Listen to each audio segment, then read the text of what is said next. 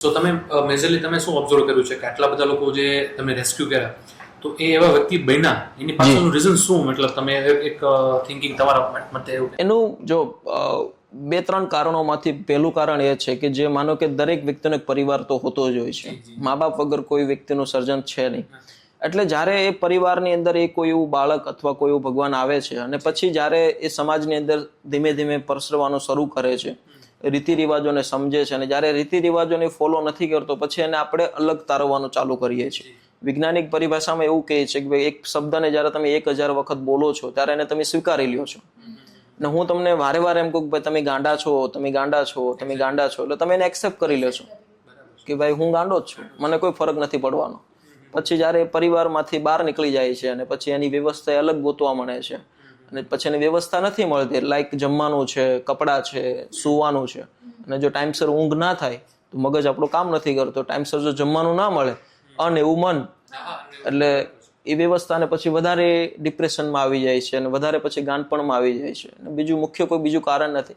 બીજું એ છે કે ખાસ કરીને નશાની અંદર ઘણા બધા લોકો નશા કરે છે, લાઈક ડ્રિંક કરે છે, પછી ચરસ, ગાંજા, પછી પેલા ઘણા બધા નામ નથી આવડતા, પણ એવા 90% પેશન્ટ એવા હોય છે કે જે નશાની લતમાં વધારે પડતા ઇન્વોલ્વ થઈ જાય છે, એની વગર એને ચાલતું નથી. અને પછી જ્યારે પરિવારની અંદર કોઈ આવું નશો કરીને આવે છે, ઠીક છે 1-2 વખત હોય તો પરિવાર જવા પણ દે, પછી જ્યારે રેગ્યુલર સમાજમાંથી એની કમ્પ્લેનો આવવા મળે તો પછી પરિવાર ક્યાં જાય? પછી વિચારે કે ભાઈ હવે હું આનાથી કંટાળ્યો છું, કાં તો આ મારાથી દૂર થાય, કાં તો હું આનાથી દૂર થાય. એટલે બીજું કારણ એ છે કે ભાઈ ખાસ કરીને ઘણા બધા 90% પેશન્ટ એવા છે કે જે નશાના લીધે હેરાન થાય છે. પછી કોઈ પણ પ્રકારનો નશો હોય છે, ઘણા બધા નશા પ્રેમના પણ હોય છે. ઘણા બધા કેસીસમાં અમુક એવા 2-3 પેશન્ટ છે કે જેના બધી જગ્યાએ નશો કાપી નાખેલી છે, એટલા બ્લેડના નિશાન.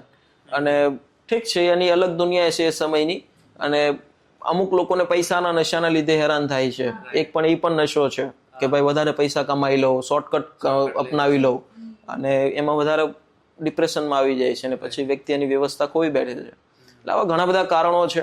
પણ ગાંડપણ, જેને આપણે ખાસ કરીને માનસિક બીમાર જે લોકો જે હોય છે, એ જ્યારે એમનું શું કહેવાય છે કે માના ગર્ભમાંથી આવે છે બહાર, ત્યારે એનો મગજનો જે વિકાસ થવો જોઈએ એ નેચરલ, જેને આપણે નોર્મલી કહી શકીએ કે રિયલમાં આ વ્યક્તિ માનસિક રીતે બીમાર છે, જેનો મગજનો વિકાસ ઓછો થયો છે, કે જે મંદ બુદ્ધિ આપણે હોઈએ.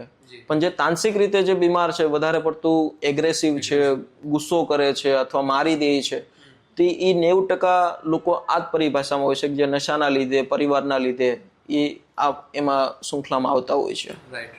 આઈ હોપ તો તમને અમારો ફૂલ પોડકાસ્ટ વિડીયો જોવો ગમ્યો હશે.